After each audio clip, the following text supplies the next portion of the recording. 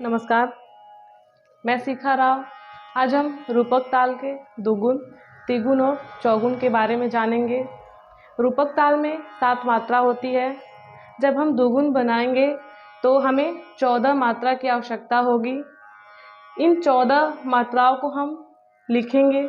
इसके बाद हम 2-2 मात्राओं को एक-एक करके हम बांध लेंगे। बांधने के बाद हम इसमें विभाग लगाएंगे।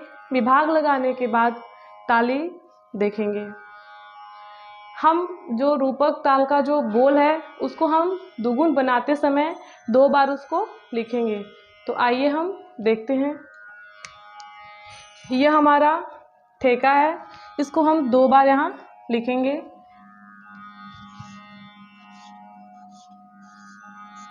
ती, ती, ना, धी, ना, धी, ना। इसको हम एक बार चेक करेंगे कि हमारी मात्रा 7 है कि नहीं। 1 2 3 4 5 6 7। इन बोलों को हम एक बार पुनः रिपीट करेंगे। ती, ती, ना, धी, ना, धी, ना।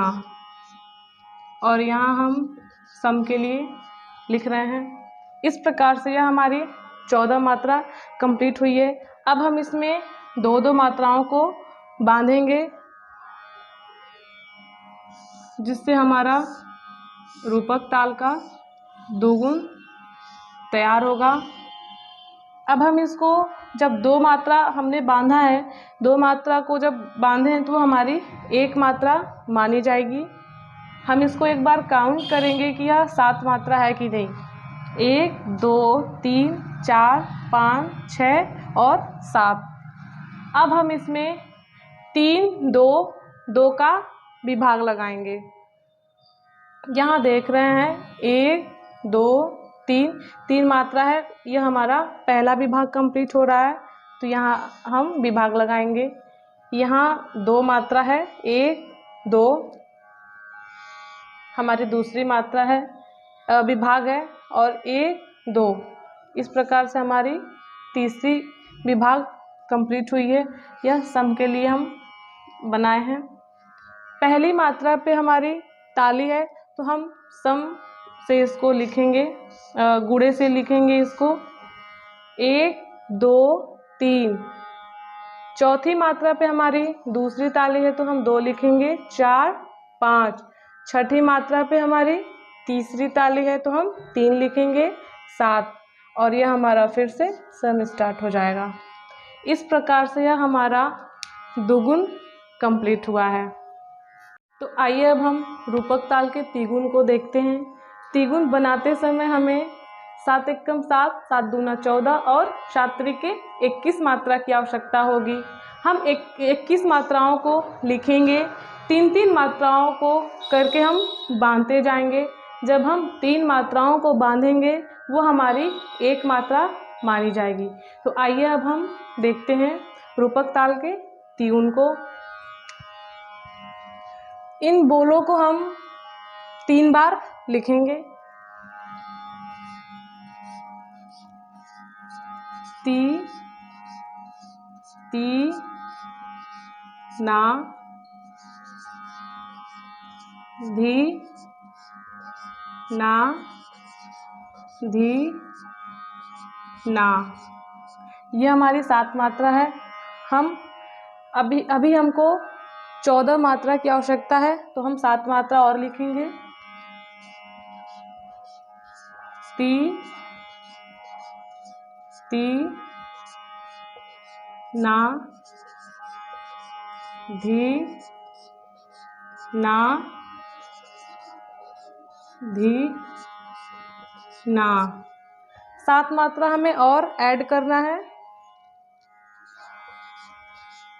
ती, ती, ना, धी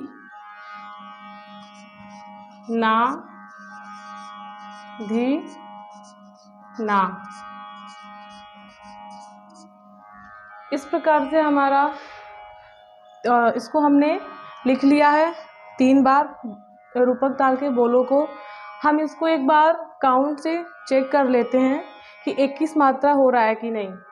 1 2 3 4 5 6 7 8 9 10 11 12 13 14 15 16 17 18 19 20 21। अब हम 3-3 मात्रा करके एक एक मात्राओं को हम बारी बारी से बांधते जाएंगे। 1 2 3 हम 3-3 मात्राओं को एक एक करके बांध लेंगे, जिससे हमारा रूपक ताल का त्रिगुण तैयार होगा। अब हम इसमें विभाग लगाएंगे 3 2 2 मात्राओं का। 3 विभाग है इसमें, 1 2 3। यह हमारा पहला विभाग कंप्लीट हुआ है। 1 2 हमारा दूसरा विभाग कंप्लीट हुआ है। 1 2 तीसरा विभाग कंप्लीट हुआ है। अब हम इसमें ताली को लगाएंगे कि किस मात्रा पे कौन सी ताली है। यह हमारी पहली मात्रा पे पहली ताली है। पहली ताली को हम गुणे से लिखते हैं, इसको हम सम भी कहते हैं। 1 2 3 4। चौथी मात्रा पे हमारी दूसरी ताली है, तो हम यहाँ 2 लिखेंगे। 4 5। छठी मात्रा पे हमारी तीसरी ताली है, तो हम यहाँ 3 लिखेंगे। 6 7। यहाँ आप देख रहे हैं, और यह हमारा फिर से सम स्टार्ट हो जाएगा। इस प्रकार से यह हमारा रूपक ताल का त्रिगुण कंप्लीट हुआ है। ये अब हम रूपक ताल के चौगुन को देखते हैं। रूपक ताल का जब हम चौगुन बनाएंगे, हमें इसमें 28 मात्रा की आवश्यकता होगी। इन 28 मात्राओं को हम लिख लेंगे। लिखने के बाद हम 4-4 मात्राओं को एक एक करके बांधते जाएंगे। जब हम 4 मात्रा को बांधेंगे तो यह हमारी एक मात्रा मानी जाएगी। तो आइए अब हम इसको देखते हैं रूपक ताल के चौगुन को। जो यह बोल है, इनको हम 4 बार लिखेंगे। ती ती ना धी ना धी ना। ती ती ना धी ना धी ना। ती ती ना धी ना धी ना। ती ती ना धी ना धी ना। हम इसको एक बार चेक करते हैं कि यह हमारी मात्रा 28 हो रही है कि नहीं।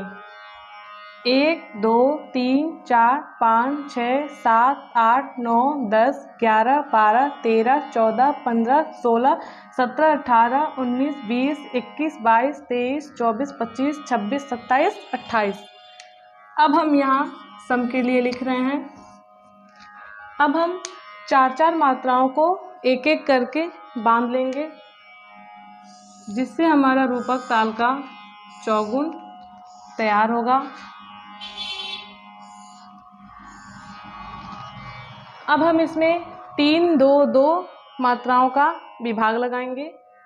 1 2 3 यह हमारा पहला विभाग है। 1 2 दूसरा विभाग है। 1 2 तीसरा विभाग है, और यह हमारा सम के लिए है। यहाँ हमारी जो मात्रा है वह पहली मात्रा पे है, तो हम यहाँ गुणे का चिन्ह लगाएंगे, 1 2 3। चौथी मात्रा पे हमारी दूसरी ताली है, तो हम यहाँ 2 लिखेंगे, 4 5। छठी मात्रा पे हमारी तीसरी ताली है, यहाँ 3 लिखेंगे, 7। फिर यहाँ हमारा सम स्टार्ट हो जाएगा।